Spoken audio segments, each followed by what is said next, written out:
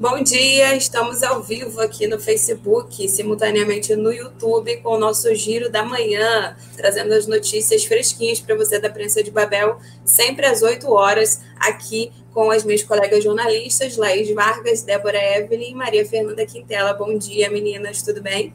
Bom dia, Camila. Bom dia. Bom dia, né? Hoje o dia aqui em Búzios está chovendo, a gente está esperando aí uma frente fria, né? A gente, inclusive, noticiou isso ontem na prensa sobre Macaé, mas a frente fria vem aí para toda a região, né? Friozinho, vamos lá. E diante desse tempo chuvoso, eu vou lá na Fernanda, porque tem uma questão importante aqui em Búzios ainda sobre as manifestações da educação, né, Fernanda? Pois é, a gente é surpreendido aí o tempo inteiro com novidades, né?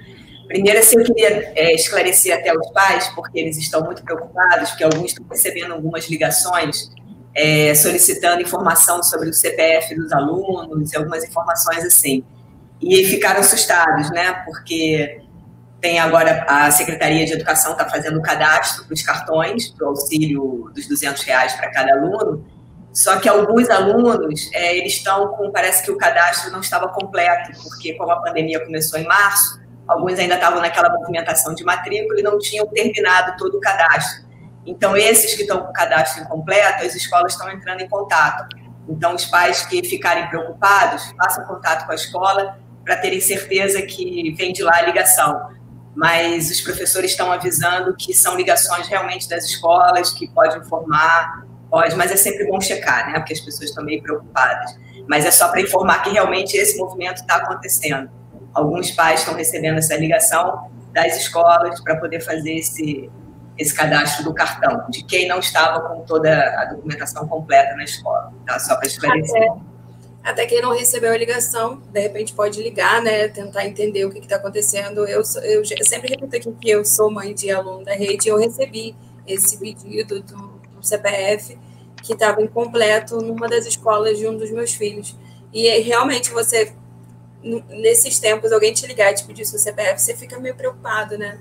Com certeza. Então, assim, é bom checar, mas é bom saber também que está acontecendo esse tipo de movimento, né, de ligação e tal, por parte da educação de Búzios. Então, vamos lá. Então, dentro da educação também, aconteceu uma coisa, assim, muito diferente, né? No dia do movimento, que foi no dia da sessão da Câmara, na terça-feira, que os pais fizeram a manifestação e entregaram a carta à vereadora Joyce, era uma carta de reivindicações do coletivo que chama Por Nossos Filhos, que é organizado pelos conselheiros e pelos pais de alunos, conselheiros da alimentação escolar, né? Então, foi entregue a carta à vereadora e a vereadora entrou na sessão para ler a carta e dar início à sessão. E ela garantiu aos manifestantes, ao pessoal do coletivo, que a carta seria lida integralmente no início da sessão. E foi.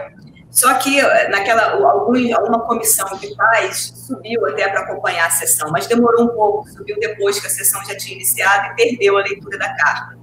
Então, assistindo depois, né, a gravação de toda a sessão e tal, para ver tudo certinho que cada vereador falou, os pais perceberam que, durante a leitura da carta, o vereador Josué Pereira, que é responsável por fazer toda a leitura dos textos, dos projetos de lei que vão ser votados e tudo que a casa vai cuidar naquele dia, todas as matérias, ele começou a ler a carta, e se vocês quiserem assistir, está lá na sessão, é muito, assim, enigmático, né? Porque ele chega num ponto da carta, no quarto item, ele para de ler e pula o quinto item. Né? Ele lê até o quarto item, chega no quarto, ele lê só para ele, sabe quando a pessoa para assim, e lê quietinha só para ela ali, passa só os olhos, e aí ele não leu em voz alta esse quarto trecho e pulou para o quinto.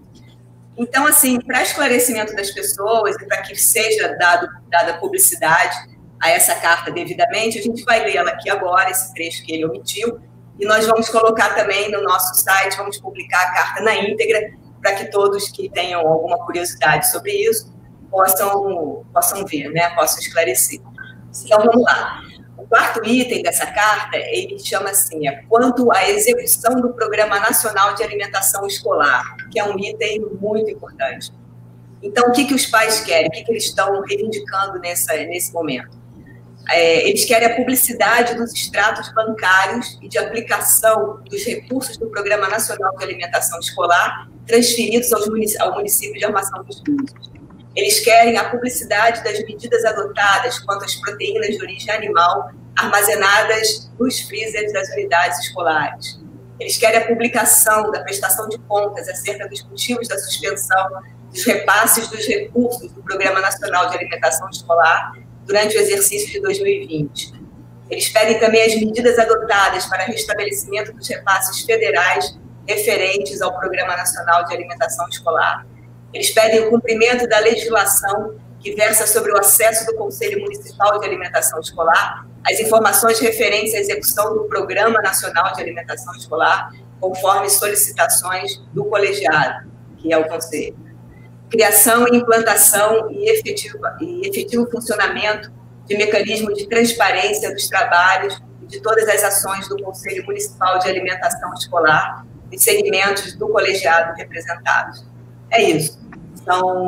São itens que dizem respeito à execução do Programa Nacional de Alimentação Escolar e que o vereador Josué, enigmaticamente, omitiu durante a leitura dele. Então, está lido aqui e vai fazer parte aí do nosso site, daqui a um pouquinho já vai entrar no ar.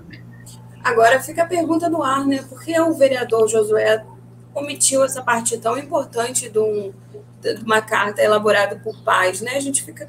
O que será que aconteceu? E é um documento que ele está ali para ler o documento integralmente, até para poder dar publicidade para os outros vereadores que estavam escutando as reivindicações dos pais. Então, como é que ele faz uma censura de uma carta que não diz respeito a ele, fazer essa censura?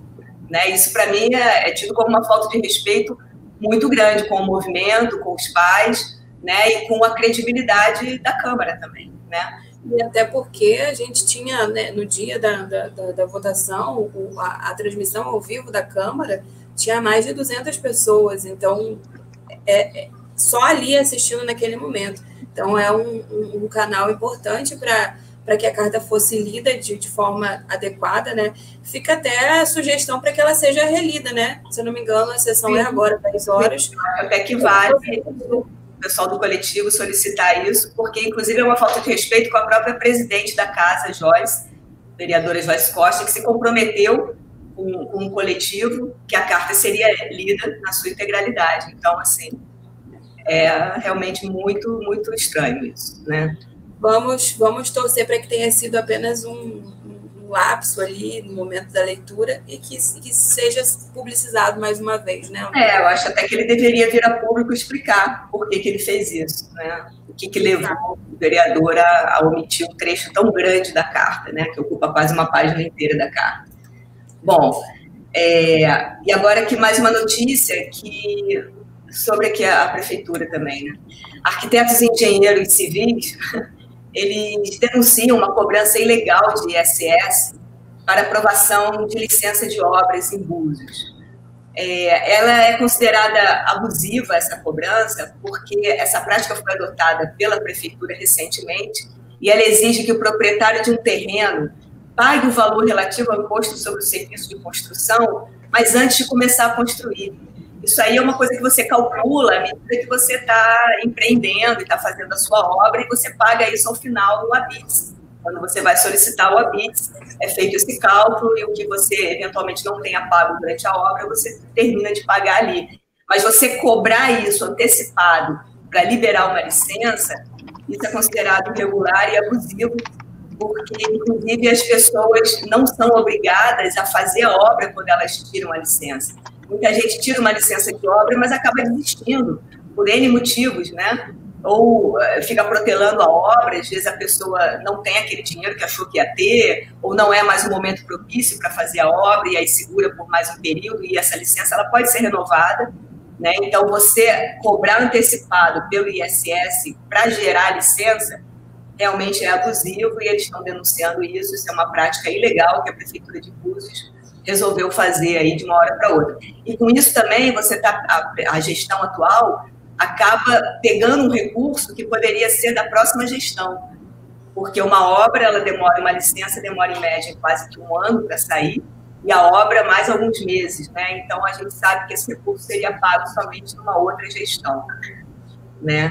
Então é isso, fica aí essa revolta aí do IAB, né, que isso aí foi colocado pelo Instituto dos Arquitetos do Brasil, Núcleo Búzios, que eles inclusive dizem que aqui em Búzios as coisas são muito diferentes. Eles falam que uma taxa aqui de licença de obra, ela costuma custar 20 vezes mais do que em qualquer outro município vizinho aqui, né? E o mesmo acontece também com o alvará dos arquitetos, que, por exemplo, no município, se não me engano, acho que é Cabo Frio, desculpa, não deixei anotado aqui, é um município vizinho que custa, tipo, R$380, e em Búzios é 1.200, que um arquiteto, é o alvará que o arquiteto tira anualmente para poder funcionar, né, trabalhar dentro do município e assinar projetos no município, né? Então, assim, são disparates que acontecem aí que a prefeitura precisa explicar. Inclusive você conversou com eles ontem, né, na roda da prensa, já que a roda agora, como a gente já tinha mencionado, mudou um pouco o formato, é uma vez por semana, às quartas-feiras, 21 horas, você tem a roda da prensa com entrevistas variadas, e ontem a Fernanda conversou, né, com o Salviano Leite, que é empresário e engenheiro, e com o Pedro Campolina, que é presidente do IAB Núcleo Búzios, sobre esse assunto, que inclusive aqui nos comentários você tem um link que joga diretamente lá para a live, se você quiser assistir com calma. Tem bastante informação, né, Fernanda? Sim, eles comentam bastante sobre a situação da construção civil em Búzios, né? E aí tem bastante coisa interessante, e isso é um dos assuntos que eles abordam, a questão das taxas aqui em Búzios. Perfeito. Então, depois aqui do giro, você pode assistir a Roda da Prensa novamente, tanto aqui no Facebook quanto no YouTube. Obrigada, Fernanda. Eu só queria salientar aqui uma notícia que sobre, né, as atualizações da Covid em Búzios, que ontem a cidade ultrapassou a barreira de 400 casos confirmados, né? Até o momento são 402 e 9 mortes. Ontem a gente teve aí a notícia da morte de uma enfermeira aqui da cidade. A gente ainda está apurando os detalhes para entender realmente como foi, o que aconteceu, mas já há aí um movimento de solidarização, né, com a morte dessa enfermeira, que a suspeita seria Covid-19, e a prensa vai apurar, e em seguida, assim que a gente tiver as informações corretas, a gente disponibiliza no site. E informar também que esses 3 novos casos registrados nas últimas 24 horas continuam sendo no bairro da Rasa, apesar do bairro de Manguinhos ter disparado nos casos, né? Já são 77. Então, a gente continua com questões sérias aqui relacionadas à Covid em Búzios. Não é tempo ainda de ficar dando bobeira, né? Tem que ter consciência, continuar usando máscara, continuar praticando isolamento social sempre que possível, evitar sair de casa, enfim, aquelas coisas que a gente já sabe, né? Mas, assim, é um marco importante que precisa ser salientado aqui em Búzios, 402 casos, e que também o boletim da Prefeitura de Búzios era divulgado sempre às 7 da manhã, então a gente tinha sempre a notícia fresca logo cedo. Ontem o boletim foi atualizado depois das 14 horas, então aí uma questão acontecendo na cidade, e a gente perguntou à assessoria de comunicação o porquê dessa mudança e ainda não teve resposta. Então, a gente segue aqui acompanhando os casos de Covid, e logo mais no site também a gente tem um boletim atualizado dos casos de hoje, dia 20 de agosto. É isso. Vou lá em Cabo Frio, né, Débora? Bom dia. O que você tem para a gente hoje aí da cidade? Bom dia, Camila. Eu já quero pedir perdão pela minha voz. Você comentou sobre a mudança de tempo, e quem tem sinusite com certeza me entende. Mas eu trouxe aqui uma notícia que está no nosso site já, que é sobre o pronunciamento do vereador Rafael Peçanha, que ele apontou na última sessão da Câmara. Ele apontou críticas a essa situação que está acontecendo em Cabo Frio das exonerações. Ele falou sobre essa questão que as exonerações aconteceram antes do período que estabelece 90 dias para as eleições, e que, com isso, a partir do dia 15 de agosto, fica proibida novas contratações. E aí, de acordo com a fala dele, essa é uma prática comum do governo Adriano, que ele disse que já é a 3ª vez que o governo faz isso, de exonerar funcionários para depois recontratá-los. Então, ele afirmou que vai manter o Ministério Público informado a respeito desse caso para ver se vão acontecer novas contratações, porque, segundo ele, com essa proximidade do período de eleições, essas contratações elas ficam sendo proibidas pela legislação. O vereador também comentou sobre o caso da suposta agressão do secretário de saúde a uma paciente com câncer da rede pública. Ele falou que a Comissão dos Direitos Humanos está na frente desse caso, está em contato direto com a família e está aguardando aí a recuperação física da senhora que foi agredida para que continuem os depoimentos, para averiguar se houve mesmo agressão ou não. E aí a prensa entrou em contato com a prefeitura e eles enviaram uma nota para a gente. Aí, segundo a nota da prefeitura, eles disseram que não há proibições para essas novas contratações, desde que o funcionário venha prestar um serviço essencial na administração do município. Então, aí, de acordo com eles, não haverá proibições nesse caso. E também o órgão falou sobre o caso da suposta agressão do secretário Iranildo Campos. Eles falaram na nota que as pessoas que estavam com o secretário na ocasião estavam exaltadas, alteradas, e que tentaram impedi-lo de entrar na sala. E também na nota eles afirmaram que o secretário foi agredido e que ele fez uma denúncia aí na delegacia. Então a gente tem aí dois lados da história diferentes um do outro e que a gente vai continuar cobrando informações para que se esclareça essa situação.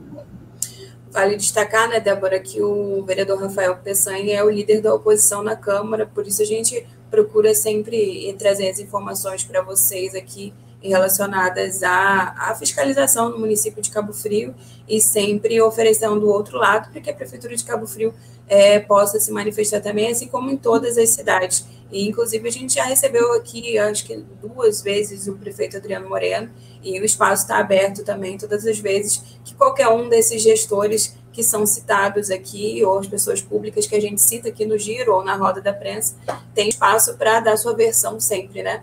Obrigada, Débora, pelas suas informações. A gente segue acompanhando os desdobramentos, porque parece que vai continuar por um bom tempo essa questão das exonerações, essa questão toda em Cabo Frio. Obrigada, viu, Débora? Laís, bom dia. Agora é com você, tá bonita de branco. Olha o microfone. O microfone. Tá tão bonita que... Sim, é verdade. Então, gente, bom dia. Vamos começar aqui porque Macaé Rio das Ostras está bem recheada, então pode levar um tempinho.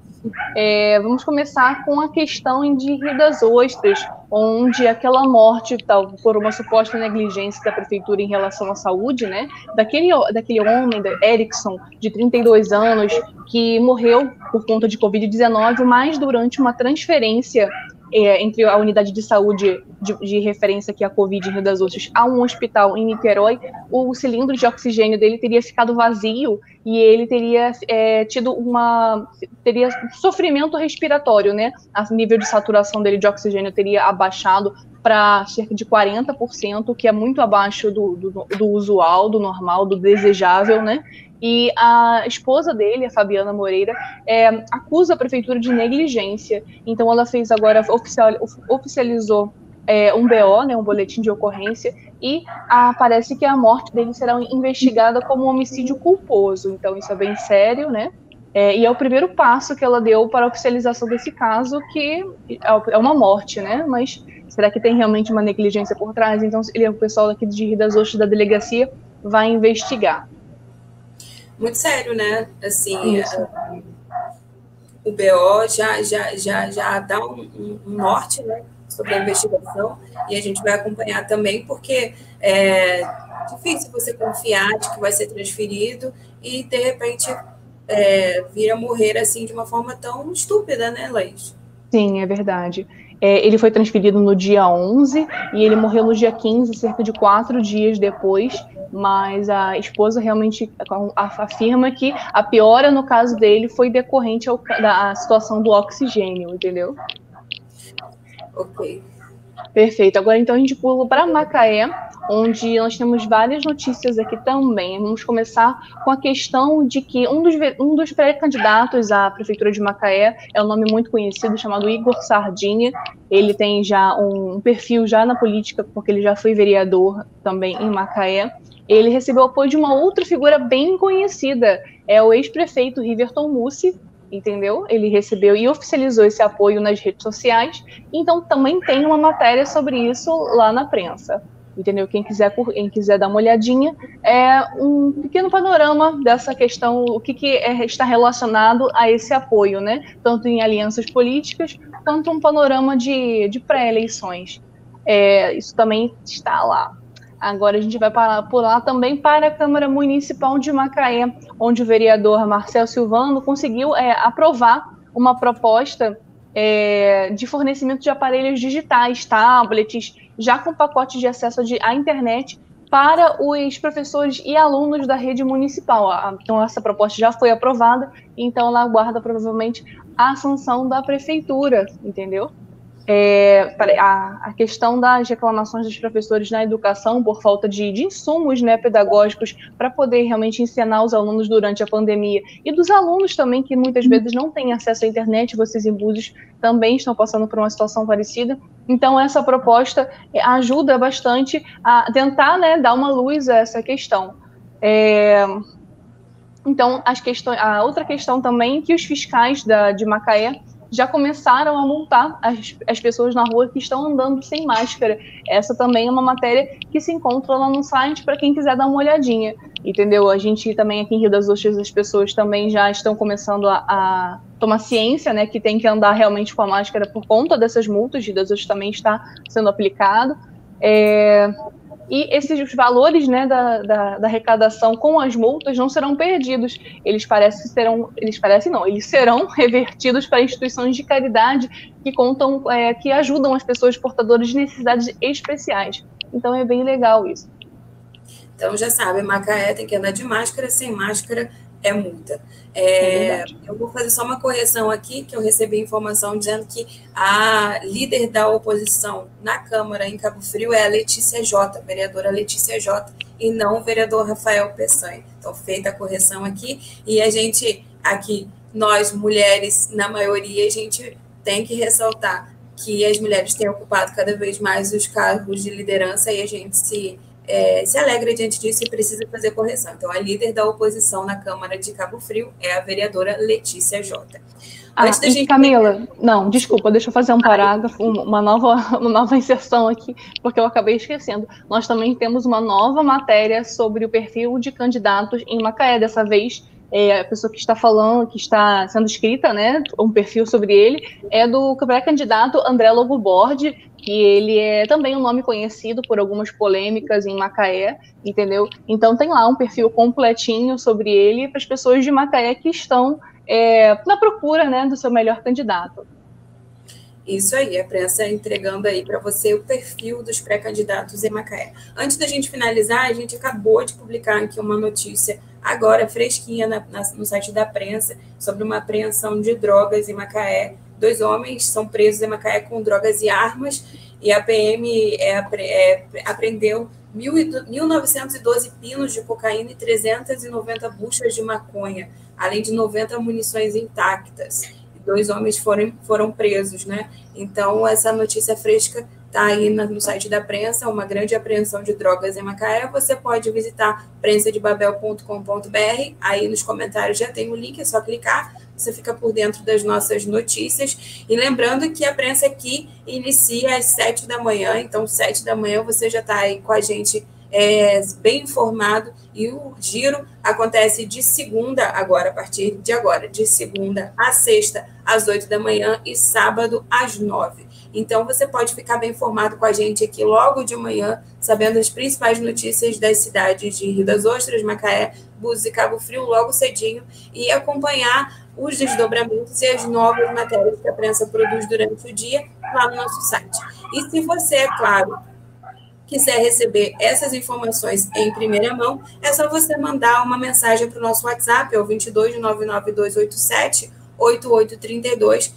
Nesse número você fala com a nossa redação, fala com os nossos repórteres, sugere matéria, sugere convidados para a roda da prensa e também pode participar de uma lista de transmissão específica da sua cidade, onde você vai receber o material em primeira mão. Então, é só você mandar um oi lá, a gente já tem a nossa expert em redes sociais, Nicole Barraza, que vai te atender e falar com você quando você precisar falar com a redação da prensa e ficar informado de tudo que rola aqui. Então, até amanhã, meninas. Agradeço mais uma vez as informações. Amanhã a gente está de volta aqui às 8 da manhã, né?